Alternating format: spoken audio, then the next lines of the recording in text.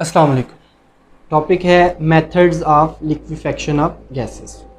वैसे तो हमारे पास जो है वो गैसेस को लिक्विफाई करने के लिए काफ़ी मेथड्स हैं, लेकिन आपकी बुक पे जो है वो हम इस लेवल पे लिंड्स मेथड को जो है वो डिटेल में देखेंगे।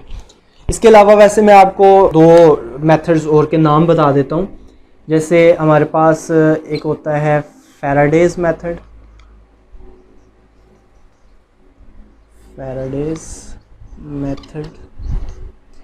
इसके अलावा जो है वो हमारे पास होता है क्लॉड्स मेथड,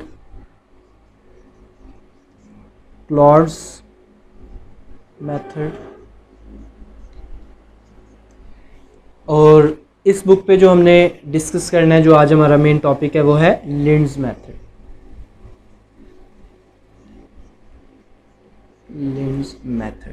इन दो का जो शॉर्ट बिल्कुल एक मिनट में इनका जो अगर मैं आपको इंट्रोडक्शन दे दूं वो ये है।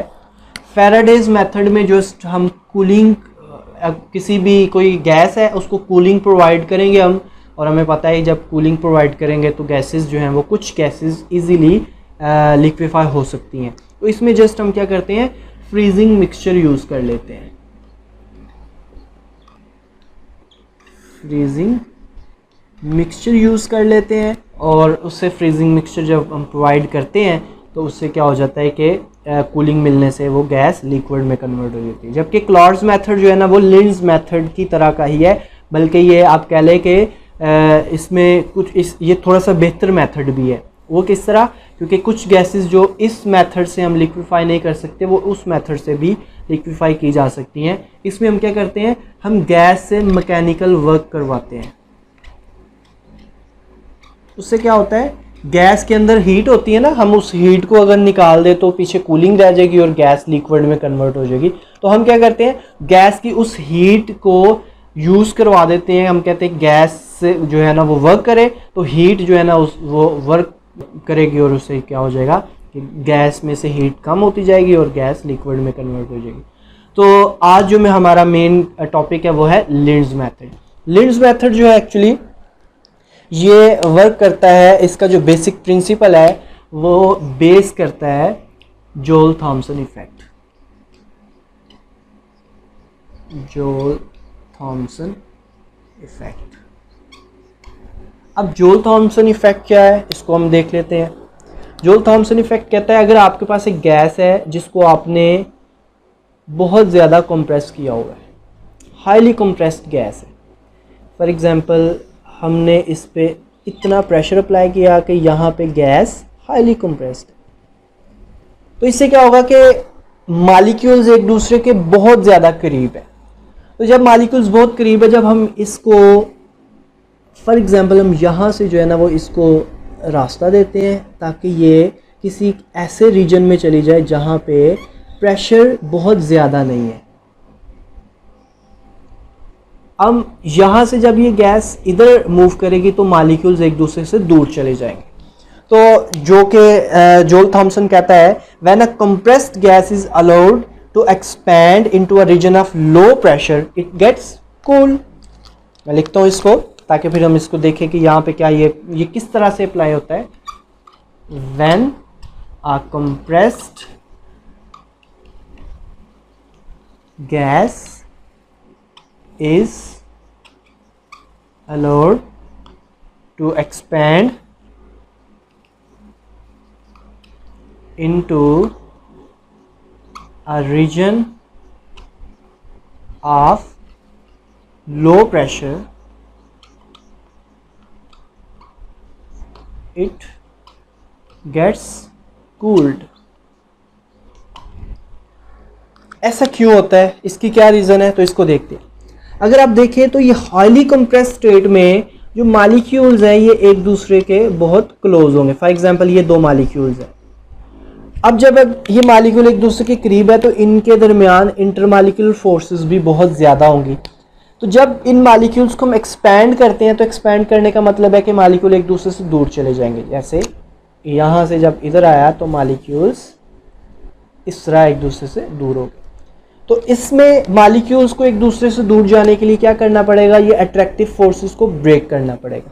जब मॉलिक्यूल इस अट्रैक्टिव फोर्स को ब्रेक करता है तो इसके लिए एनर्जी चाहिए।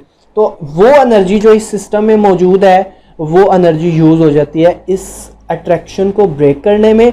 इस तरह क्या होता है कि सिस्टम की जो एनर्जी है, जो हीट है, वो यूज़ होती जाती है और आहिस्ता आहिस्ता जब हीट यूज़ हो गई, हीट ख़त्म हो गई, तो इसका मतलब है पीछे आहिस्ता आहिस्ता टेम्परेचर कम होता जाएगा और हमें जो है ना वो कूलिंग मिल जाती है, जिससे गैस को हम जो है ना वो लिक्विड में कन्वर्ट कर लेते हैं।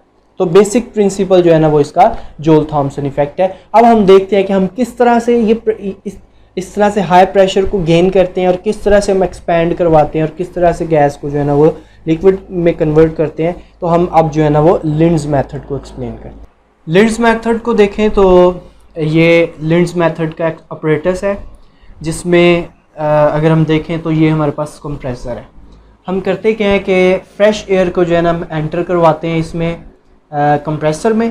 इससे कंप्रेसर से क्या होगा कि हम यहाँ पे इस एयर पर 200 ATM प्रेशर अप्लाई करवाते हैं। इसमें कंप्रेस करता है एयर को, ये जो कंप्रेसर है 200 ATM प्रेशर अप्लाई हो जाता है इस पर। अब ये यहाँ से एयर जो है ना ये ऊपर मूव करेगी, कंप्रेस्ड एयर।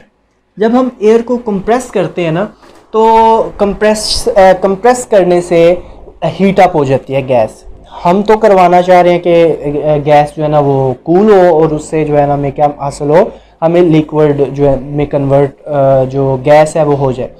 तो जब हम फ्रेश एयर को कंप्रेस करवाते हैं तो हीट जो प्रोड्यूस होती है उसको हम अभी जो हीट प्रोड्यूस हुई है, जो पहले वाली हीट थी उसको तो हमने अभी रिमूव करवाना है, लेकिन एक और हीट प्रोड्यूस हो गई है कंप्रेस करने से, उसको हम यहाँ पे रिलीज़ करवा देते हैं, यहाँ पे उससे जान छुड़ा लेते हैं हम। कैसे? हम इसके इर्द गिर्द जो है ना वो वाटर कूल्ड पाइप्स लगा देते हैं जहाँ से ये एयर गुजर रही है, इसके इर्द गिर्द। यहाँ से क्या होगा, जो यहाँ से जो हीट अभी प्रोड्यूस हुई है वो यहाँ से बाहर मूव कर जाएगी। इसके इर्द गिर्द हमने जो है ना वो वाटर कूल्ड पाइप्स रखे हुए हैं जिसके अंदर हमने रेफ्रिजरेटिंग लिक्विड रखा हुआ है, जो ठंडा लिक्विड होता है। तो हीट ऑफ कंप्रेशन जो है ना यहाँ से रिमूव कर देंगे और अब जो एयर है जिसका टेम्परेचर भी कुछ कम हुआ होगा वो अब यहाँ से मूव करेगी आगे। इससे क्या होता है कि आगे हमने जो है ना एक इस ट्यूब के एंड पे हमने एक स्पाइरल ट्यूब लगाई होती है। इस स्पाइरल ट्यूब के एंड पे जो है ना वो जेट होता है, ये होता है जेट, नोजल है ये इसकी। अब जब ये गैस यहाँ पे नीचे से मूव करेगी नीचे को, तो इससे होगा क्या कि ये जब इसमें से स्पाइरल पाइप में मूव करेगी। हम स्पाइरल पाइप से मूव क्यों करवाते हैं, आप खुद इमेजिन करें, अगर यहाँ से सीधी नीचे आती तो उससे क्या होता है कि गैस के पार्टिकल्स जो है ना वो ज़रा करीब ना आते उस पर प्रेशर। जब ये यहाँ से इधर मूव करे तो आप ये देखें कि इसको जब यहाँ से मूव करना पड़ता है तो एक थोड़ा सा वर्क भी करना पड़ता है और गैस ज़रा थोड़ी सी कंप्रेस भी हो जाती है क्योंकि इस पाइप सीधा नहीं है। तो इससे क्या होगा कि स्पाइरल पाइप से मूव करवाते आगे जो है ना नोज़ल होता है। जब ये नोज़ल में से मूव करता है तो इस टाइम यहाँ पे जो इसका प्रेशर है वो 200 ATM है, जबकि आगे ये हमने यहाँ पे टैंक रखा हुआ है और इस टैंक में जो प्रेशर है वो नॉर्मल है, आप कह लें 1 ATM प्रेशर है यहाँ पे इसका। तो अब एयर क्या हुआ है, 200 ATM से एयर एक्सपैंड हुई है 1 ATM पे। 200 ATM से 1 ATM पे गैस एक्सपैंड हो गई। तो जोल थॉम्सन इफेक्ट क्या कहता है कि जब हम किसी कंप्रेस्ड गैस को सडन कूल करते हैं, तो सडन कूलिंग का ये मतलब नहीं होता कि अचानक से। सडन कूलिंग का मतलब ये है कि एक गैस बहुत ज़्यादा प्रेशर पे है और उसको आप ऐसे प्रेशर पे जो है ना वो एक्सपैंड करवा दें कि जिसमें बहुत ज़्यादा फ़र्क हो। जैसे यहाँ पे बहुत ज़्यादा फ़र्क है, 200 ATM था तो उसको हमने 1 ATM पे हमने कूल करवा दिया, तो 200 ATM का डिफरेंस है यहाँ पे। तो इससे क्या होगा कि जब ये नोज़ल में से गुजरेगी इस जेट के, तो गैस जो है वो एक्सपैंड करेगी और जोल थॉम्सन इफेक्ट की वजह से उसमें कूलिंग प्रोड्यूस होगी, जिससे कि कुछ एयर जो है ना वो किस में कन्वर्ट हो जाएगी, लिक्विड में कन्वर्ट हो जाएगी। एक ही वक्त में सारी की सारी गैस जो है ना वो लिक्विड में कन्वर्ट नहीं हो जाएगी एयर जो है। इससे क्या होगा कि अब थोड़ा सा प्रेशर इसका कम हुआ, कुछ लिक्विड में कन्वर्ट होगी और कुछ जो कूल्ड एयर होगी वो ऊपर उठेगी। तो उसको हम क्या करेंगे, वो यहाँ से पाइप से दोबारा वापस जो है ना वो कंप्रेसर में जाएगी, उस पर दोबारा से प्रेशर अप्लाई किया जाएगा और उसको फिर ये प्रोसेस रिपीट किया जाएगा और वो यहाँ से मूव करती हुई फिर उसमें से हीट ऑफ कंप्रेशन को रिमूव करेंगे और वो फिर नोज़ल में से गुजर के जो है ना वो आएगी, मज़ीद टेम्परेचर कम होगा। इस तरह आहिस्ता आहिस्ता हम जो है ना वो प्रोसेस को रिपीट करेंगे जब तक कि हमारी जो रिक्वायर्ड क्वांटिटी हमें एयर की जो है ना वो हासिल ना हो जाएगी। अच्छा, हम यहाँ पे लिक्विड एयर की बात कर रहे हैं, तो एयर में एक्चुअली हम किसकी बात कर रहे हैं? ऑक्सीजन की बात कर रहे हैं ना, ऑक्सीजन या नाइट्रोजन है। तो बेसिकली यहाँ पे हम जो कह रहे हैं कि एयर को कंप्रेस कर रहे हैं, तो इसमें डिफरेंट गैसेस जो है ना वो लिक्विफाई हो जाएंगे, जिसमें नाइट्रोजन हो सकती है, जिसमें ऑक्सीजन हो सकती है, जिसमें ऑर्गन हो सकती है। तो ये प्रोसेस है लिंड्स मेथड का, जिससे हम किसी भी गैस को लिक्विड में कन्वर्ट कर लेते हैं। तो कुछ गैसेस ऐसी हैं जो कि इस मेथड से लिक्विफाई नहीं की जा सकती। उनमें हमारे पास है हाइड्रोजन एंड हीलियम।